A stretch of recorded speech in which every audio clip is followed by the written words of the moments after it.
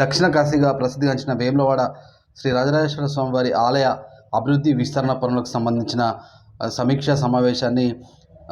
రాష్ట్ర దేవాదాయ శాఖ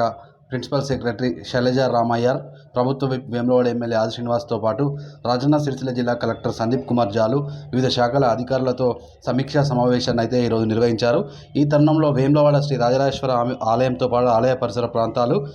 రాజన్న ఆలయానికి అనుబంధ దేవాలయమైన శ్రీ భీమేశ్వర ఆలయాన్ని సైతం క్షేత్రస్థాయిలో పరిశీలించి సందర్శించారు. ఈ సందర్భంగా రాజన్న ఆలయ అభివృద్ధి పనులు ప్రారంభించిన తర్వాత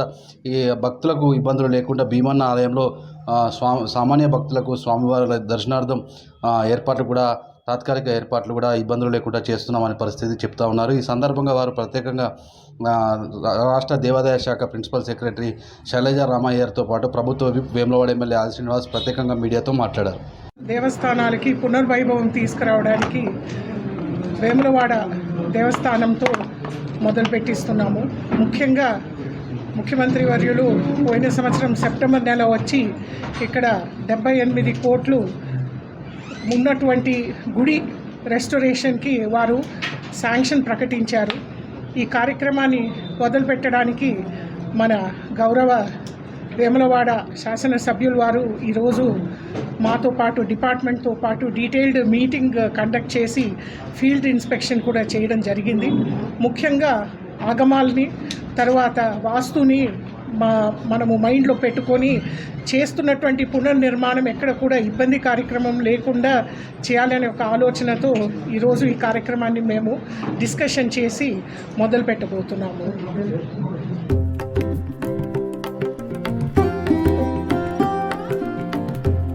దక్షిణ కాశీగా పేరుగాంచిన వేములవాడ శ్రీ రాజరాజస్వామి ఆలయాన్ని పునర్నిర్మాణం చేయాలని తెలంగాణ రాష్ట్ర ప్రభుత్వం ఒక నిర్ణయం తీసుకున్న దరిమిలా గౌరవ ముఖ్యమంత్రి శ్రీ రేవంత్ రెడ్డి గారు, దేవాదాయ శాఖ మాచులు మేడం సురేఖ గారు, ఉమ్మడి జిల్లాకు సంబంధించిన మంత్రులు పెద్దలు శ్రీధర్ బాబు గారు, పొన్నం ప్రభాకర్ గారు సుమారు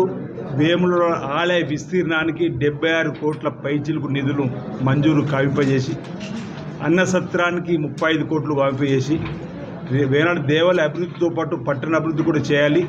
2 కళ్ళలాగా పట్టణాభివృద్ధి, దేవాలయ అభివృద్ధి అని చెప్పిన క్రమంలో 47 కోట్లతో రోడ్డు వెడల్పు కార్యక్రమం సంబంధించి నిధులు మంజూరు చేయడంతో పాటు 2024-25 ఆర్థిక సంవత్సరం బడ్జెట్లో 50 కోట్లను,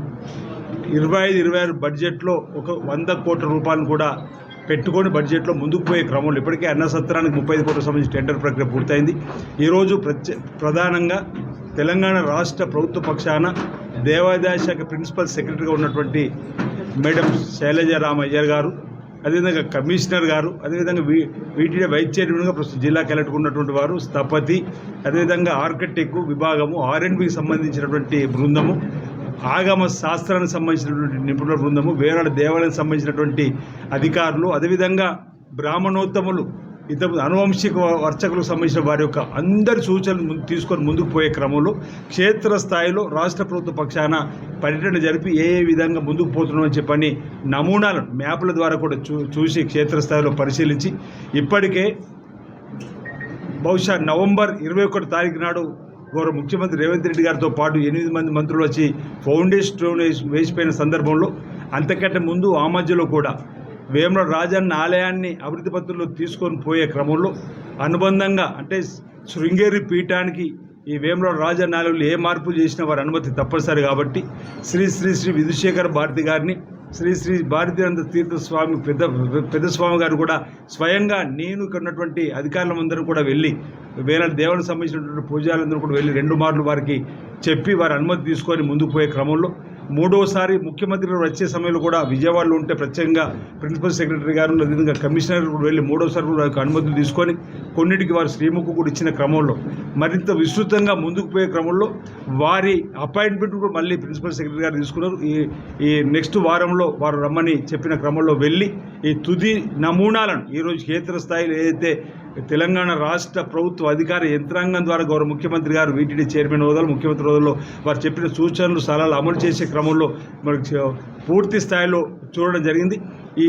టెండర్లు ప్రక్రియ పూర్తి కాబట్టి వచ్చే మాసం లేదంటే 15 రోజులు 40 రోజులు పనులు ప్రారంభమయ్యే క్రమంలో కూడా వచ్చేటువంటి భక్తులకు ఎలాంటి ఇబ్బంది తలెత్తకుండా ఉండాలని చెప్పిన భీమేశ్వర ఆలయంలో వచ్చేటువంటి భక్తులకు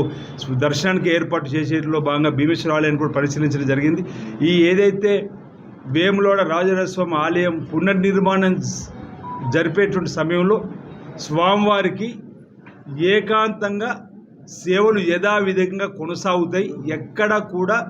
ఆగమ శాస్త్రానికి విరుద్ధంగా కానీ పూజా విధానాలు కూడా ఎలాంటి మార్పు లేకుండా ప్రతినిత్యం స్వామివారికి జరిపేటువంటి పూజలు ఏకాంతంగా జరపబడతాయని చెప్పిన మాటను ఈ సందర్భంగా తెలియజేస్తూ స్వామివారి యొక్క ఆశీస్సులు ఈ ప్రాంత ప్రజలకు అందే విధంగా అంటే వచ్చేటువంటి భక్తులు వేలాది మంది నుంచి లక్షలాది మందిగా భక్తులు తరలివచ్చి స్వామివారి ఆశీస్సులు పొందే క్రమంలో పడుతున్నటువంటి ఇబ్బందులు గమనించే ఈ రాష్ట్ర ప్రభుత్వం ప్రత్యేకంగా ఒక కృతనిశ్చయంతో ఆలయకి వచ్చేటువంటి భక్తులకు మెరుగైనటువంటి సేవలు అందించాలని, త్వరితగతిన దర్శనం కల్పింపజేయాలని, త్వరితగతిన శీఘ్రంగా స్వామివారి దర్శన భాగ్యం కల్పించాలని. ఎందుకంటే కోరిన కోరికలు తీర్చు తండ్రి కోడమెకు చెల్లిస్తా మీకు అని చెప్పనే ప్రీతి పాత్రమైనటువంటి అత్యంత విశ్వాసమైనటువంటి ఒక్క మొక్కు భారతదేశంలో ఏ దేవాళ్ళు ఈ దేవాళ్ళు ఉన్నటువంటి ఈ పెద్ద విశాలంగా చేయడము వచ్చే భక్తులకు మెరుగైనటువంటి రీతిలో సౌలతులు కల్పించాలని చెప్పని ఈరోజు ఈ ప్రభుత్వం తీసుకున్న నిర్ణయంగా ఈ కార్యక్రమం జరుగుతూ ఉంది. ఈరోజు మొదటి ఫేజ్లో, రెండో ఫేజ్లో, మూడో ఫేజ్లో కూడా తప్పనిసరిగా ఇటీవల గౌరవ ముఖ్యమంత్రి రేవంత్ రెడ్డి గారి దగ్గరికి మేమందరం కూడా మహాశివరాత్రి ఉత్సవాలకు సంబంధించినటువంటి ఆహ్వాన పత్రిక అందజేసిన రోజు పనులు ఏ విధంగా సాగుతున్నాయి, తొందరగా గతంలో లాగా మాటిచ్చి చేయని విధంగా ఉండకుండా మనం తప్పనిసరిగా ఇచ్చిన ప్రకారం ముందుకు వెళ్ళని చెప్పని వారు కూడా చెప్పడం, ఆదేశాలు అనుసరించే ఇక్కడ గౌరవ కలెక్టర్ గారు కూడా వెంట సంబంధిత అధికారులను పురమాయించడం కానీ, శైలజరామయ్య ప్రిన్సిపల్ సెక్రటరీ గారు, కమిషనర్ గారు కూడా శ్రీధర్ గారు ఈ విషయాలు చెప్పగానే సంబంధిత అధికారులకు వెంటనే వారి ఆదేశాలు ఇవ్వడం, దాంతో ఇప్పుడు టెండర్ల ప్రక్రియ క్రమంలో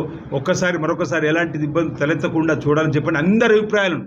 పుర ప్రముఖులకు సంబంధించిన అభిప్రాయాలు కూడా ఈరోజు తీసుకున్నాము, అనువంశిక అర్చకులకు సంబంధించిన వారి విధి పత్రాలను కూడా తీసుకున్నాము, అందరి ఆలోచన తీసుకుని దానికి అనుగుణంగా ముందుకు పోతున్నామని చెప్పిన మాట సందర్భంగా తెలియజేస్తూ మరి వచ్చే భక్తులకు ఈ ప్రారంభమైన భీమేశ్వర ఆలయంలో దర్శన భాగ్యం ఉంటుందన్న మాట తెలియజేస్తూ ఏకాంతంగా శ్రీ రాజరాజస్వామి పూజా కైంకర్యాలు యథావిధిగా సాగుతుంది ఈ సందర్భంగా తెలియజేస్తా ఉన్నాం. ఈరోజు ప్రధానంగా వేములవాడ రాజన్న ఆలయ పరిసరాలను ఏ విధంగా అయితే ఈ 76 కోట్ల పైచిలతో టెండర్లు పెట్టి పిలువబడి విశాలంగా చేసేటువంటి వాటిని అన్నింటి కూడా క్షేత్రస్థాయిలో పరిశీలించేది, రాజగోపురాలు ఎక్కడెక్కడ వస్తున్నాయని చెప్పినటువంటి కూడా చూడడం జరిగింది. అదేవిధంగా ఆ కార్యక్రమం పనులు జరిగే క్రమంలో భక్తులకు భీమేశ్వరాల్లో జరిపేటువంటి ఆలయాన్ని కూడా సందర్శించి అక్కడ కూడా తాత్కాలికంగా ఏమేమి ఏర్పాటు చేయాలి, క్యూ లైన్లు, వసతి, అక్కడ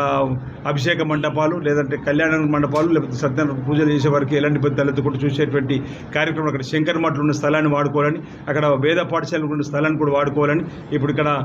జనరేటర్ రూమ్ నుంచి కూడా నూతనంగా క్యూ లైన్లు వేసుకొని వచ్చే భక్తులకు ఎలాంటి ఇబ్బంది తలెత్తకుండా చూడాలని చెప్పినటువంటి ప్రాంతాలన్నీ కూడా పరిశీలించి రావడం జరిగింది.